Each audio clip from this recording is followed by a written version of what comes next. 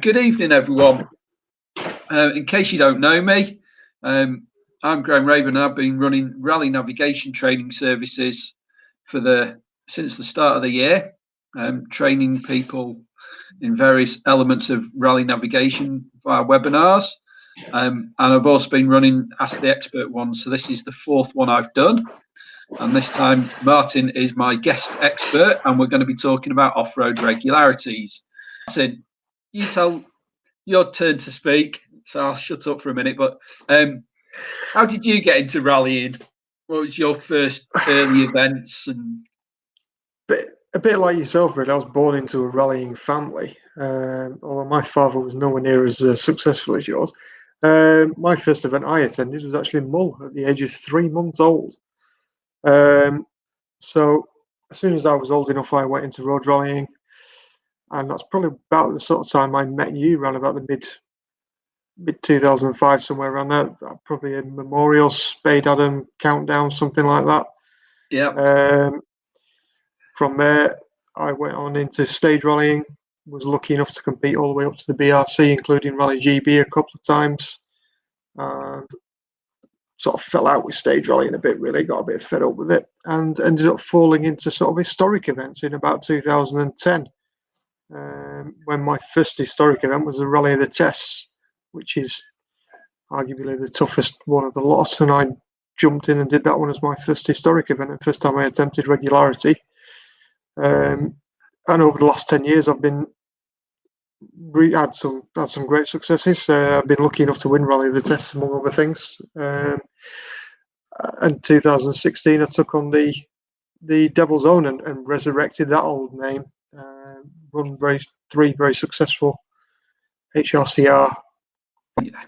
The venues that are used for off-road regularity, and some of them really are down in rallying folklore. Big venues like Epping, Carewent, which are also used for stage events, they get used. Swinnerton's one, which is whenever the Rally of the Test is going anywhere near the Midlands, everyone's going, oh yeah, we're going to be going into Swinnerton in the dark, time control section. And it's generally about 3 laps of the venue with slightly different routes each lap. And it's really a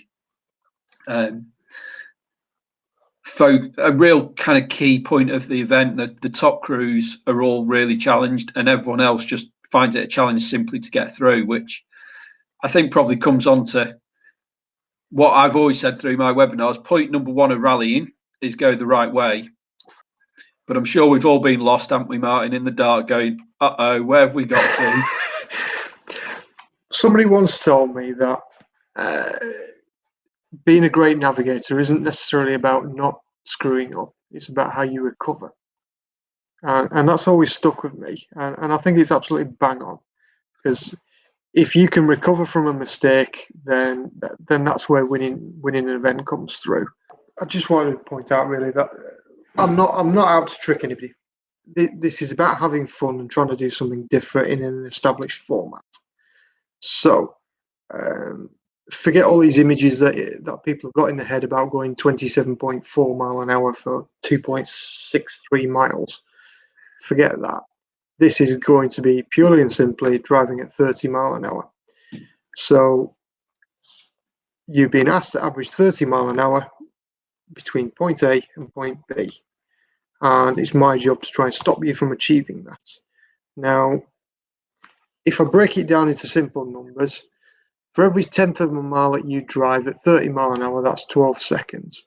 So in reality, you only actually have 5 numbers to remember. So it's 12, 24, 36, 48, and 0. But anyway, digress. So very similar to what Graham had in his previous slide, this is the format that you can be receiving this weekend. So on the far left, you've got the total distance from the start of the section. You've got the intermediate distance between each tulip. You've got the tulip itself, and then you've got some notes on what they are, and then the total time from the start. So to help you at certain points, or to bridge large gaps between tulips, I've added in certain points. So you can see there the second tulip is point A. Now that's going to be a board with a big letter A on it, It's more to act as a reference point than anything, to reassure you that you're on the right roads, and to stop you worrying, really. So all of the timing points that you are going to come across are on one of these landmarks, so you can line yourself up with them. So you've got a set mileage for each one, and you've also got a time due.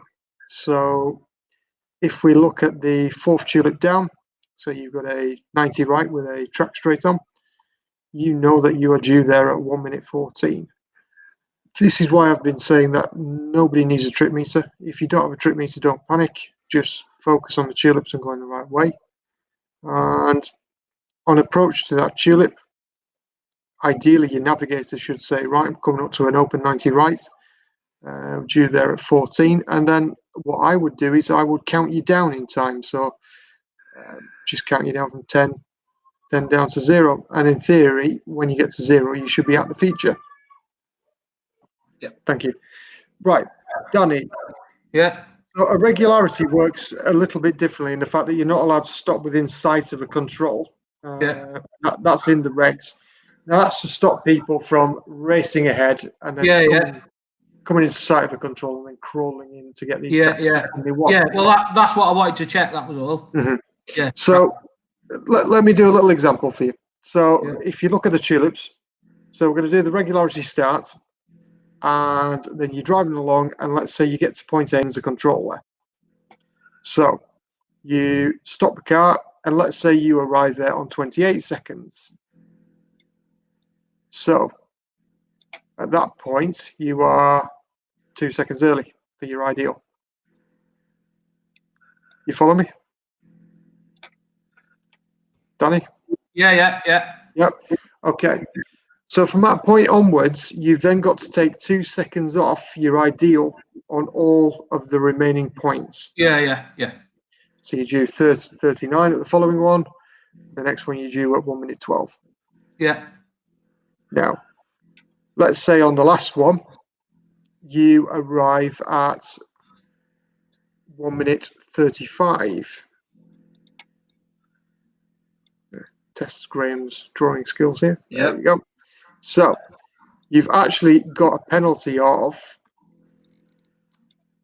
what does that say, Graham?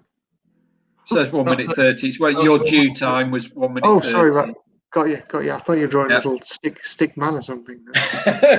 It's not the easiest to draw with a mouse. Yeah. So Danny, you arrive there at 1 minute 35. So you're meant to arrive there at 30 dead. So you've actually got a 5-second penalty. Does that make sense? Yeah. Found it useful. Hope you found it enjoyable. Good luck everyone at the weekend. Thank you very much. No problem. Cheers, Thanks Graham. everyone. Cheers, Thank you, Martyn. everyone. Thanks a lot. Thanks. See you Bye. later. Bye.